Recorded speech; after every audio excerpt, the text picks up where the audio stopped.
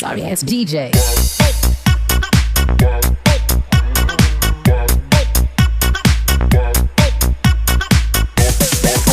বসে বসে কি কাটাকাটি করছে একটু দেখে আসি।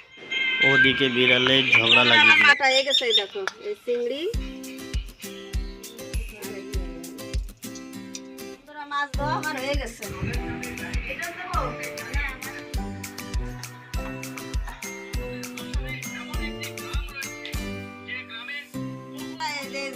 লবণ জল, এই লবণ জলের মধ্যে কলার মোচা ছাড়বা কাটিয়ে, আর যে সময় কাটবা লবণ জলে হাত ভিজাই নেবা, কলার মোচা ছাড়াবা, দেখো হাতে একটু দাগাবে না। দেখো আমার হাতে একটু দাগ কাটি এবার ঠিক দেবো। আর এই যে মাছের কলি শাক এগুলো কাটবো। এই যে আজকে আলু দেবো, আমরা আলু খাই না, সুগারের মানুষ, এই যে আলু কম দেবো। আর এই কলার মোচা ছাড়াই রাখছি, এগুলো এখন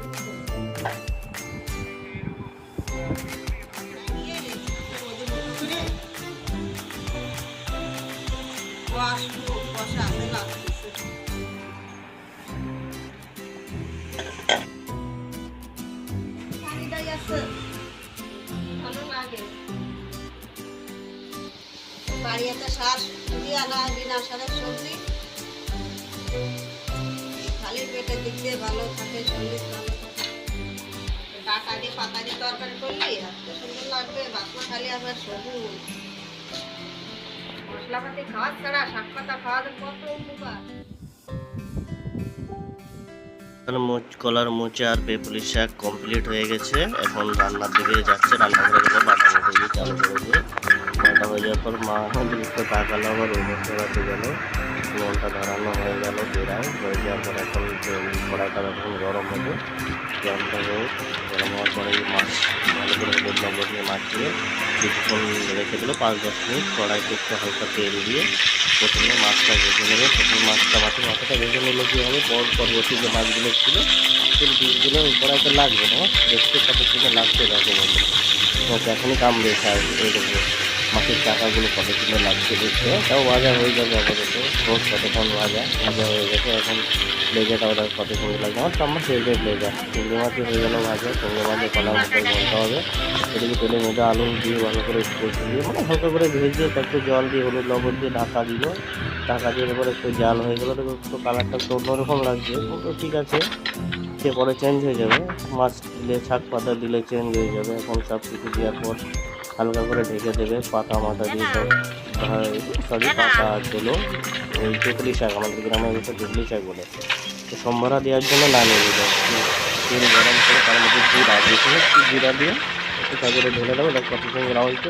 আমি যখন ওখানে ছিলাম তখন সেন্টটাও খুব ভালো বেরোচ্ছিলো। এখন রান্না হয়ে গেলো, দেখতে কালারটা দেখো। কলার মোচা রান্না, কলার মোচাটাকে আগে সেদ্ধ করে নেবো, যেটাকে পেস্ট করে রাখা হয়ে গেছে। ভালো করে ঢাকনটা ঢেকে নামিয়ে নেবো। দেখো কত সুন্দর লাগছে দেখতে। হালকা কড়াইতে তেল দিয়ে তারপর তেলটা দিয়ে হালকা জিরে ফোড়ন দিতে হবে। জিরে ফোড়ন দেওয়ার পর কিছুটা পেঁয়াজ রসুন আদা কুচি সব কিছু দিয়ে ভালো করে মশলা যেটা হলদি,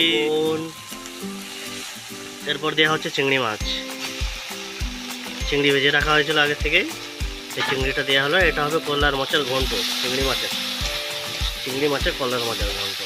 আর খেতে যা হবে না, মজ্জা মেরে খাওয়া হবে, তাই না? কষানো হয়ে গেছে। এবার কলার মোচাগুলো যেটা সেদ্ধ করে রাখা হয়েছিল সেগুলো ঢেলে দেওয়া হলো। ঢেলে দেওয়ার পর হালকা করে চিনি দেওয়া হয়েছে। চিনি দিলে তো সবটা বাড়ে। আচ্ছা করে কষাতে হবে, কষিয়ে করে জলটা একদম শুকিয়ে মেলে দিতে হবে, যাতে আমি তো কষাচ্ছি না, আমার মা কষাচ্ছে। এবার আমার মা ঢাকনা ঢেকে দেবে। ঢেকে দেওয়ার পর জলটা ওর মধ্যে যেটুকু জল আসছে জলটা ছেড়ে দেবে, নিচে চলে আসবে। নিচে চলে আসার পর আর একটু সেদ্ধ হয়ে যাবে, যাতে যাতে কষানো হবে। সাইডে ভাত হচ্ছিলো, ভাতটা নামানো হয়েছে হবে এখন। আবার ভাত হয়ে গেছে, ভাতের ফ্যানটা কাটতে হবে। মনে হচ্ছে খুব গরম, সাবধানে। এটাকে ফ্যানটা কাটা হচ্ছে। এত গরম, রান্না করতে গেলে যে কি কষ্ট হয় এই রোদে। রান্না করার পরেও যদি একটা লাইট পাওয়া যায় না পাওয়া যায়, কতটা কষ্ট হয় বলে তোমরা জানো। সাবস্ক্রাইব করবে, দুটো লাইক করবে, দুটো শেয়ার করবে। আমাদের ঘুমই হয় না সারা রাত এই টেনশনে। এত কষ্ট করে ক্যামেরা করে এডিট করতে আরও বেশি সময় লাগে। তোমরা একটু সাপোর্ট করো আমাদেরকে। বন্ধুরা দেখা যাক কষানো হয়েছে কিনা হয়েছে। ঢাকনটা তোলা হবে এখন। হ্যাঁ, তুলে দেখা হচ্ছে, দেখি কেমন কালারটা এসছে।